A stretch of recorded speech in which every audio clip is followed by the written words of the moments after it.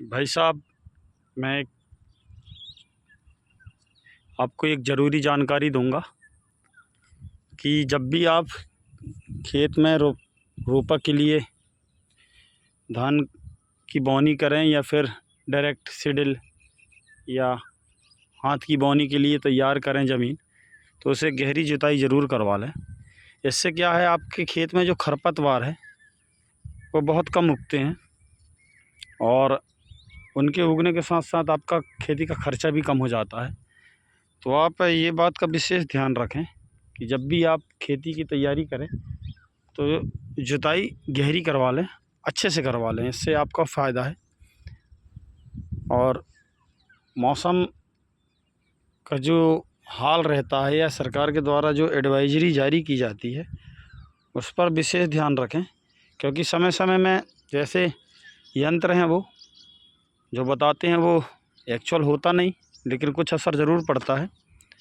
जैसे अभी ये तूफ़ान का था, अल-नीनो का था, लेकिन अभी तक वर्तमान में तो खैर असर हमें समझ में नहीं आ रहा है, लेकिन फिर भी हम लोग पूरी तैयारी करके ही काम करते हैं। हमारे एरिया के पूरे किसान मतलब मौसम विभाग की जानकारी से और आपसी सलाह से काम करते हैं। हमारा पूरा एरिया अभी आज 24 तारीख है और 24 तारीख को हमारे पूरे एरिया में, पूरे गांव में आपको फसल लहलहाती हुई दिख रही होगी। ये पूरा अब सिर्फ कुछ रोपा बचे हैं तो उनको किसान वो ले जा रहे हैं जिनके खेत में दिक्कत है या फिर धान नहीं उग पाई है, खाली जगह है, तो उसके लिए। बाकी तो बढ़िया है। तो इसी तरह आप सरकार की जानकारी को अपने में समाहित करें, लेकिन उसे पूर्ण सत्य ना माने। प्रकृति है, प्रकृति कब पलट जाए, कब अपना वो पूरा मौसम चेंज कर दे, उसके हाथ में है।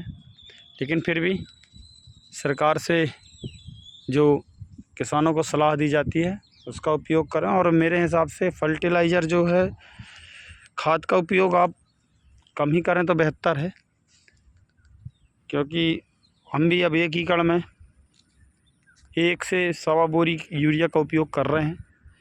और फसल वैसे जो पहले होती थी उतनी ही है, उससे थोड़ी बढ़ जाती है, लेकिन सुकून है कि खेत में हम यूरिया का उपयोग कम कर रहे हैं।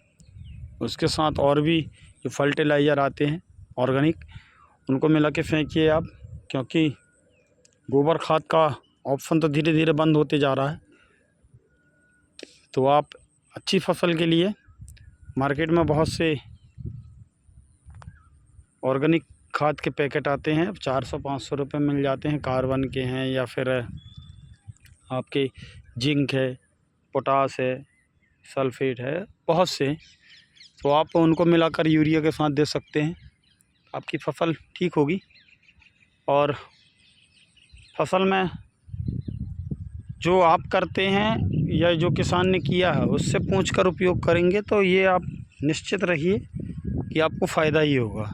कंपनियों के बोलने से या किसी के एडवर्टाइजमेंट से आपको फ़ायदा नहीं होगा। जिस किसान ने उपयोग किया है उससे यदि आप जानकारी लेंगे तो वो सही देगा, ये लिखी बात है। हमने भी किसानों से पूछा है, उन्होंने बताया है। तो किसान भाई अपना समय कहीं और ना लगा के उस किसान से बात करें जिसने उस चीज़ का उपयोग किया हो। बाकी कंपनियों का कुछ नहीं है, वो तो निकाल के दे देती हैं, नुकसान होगा आपका, फ़ायदा होगा आपका, उनको उतना नहीं रहता। 2-4-10 फीट मीटर में अपना उपयोग करके और वो कर देते हैं। तो धन्यवाद किसान भाई।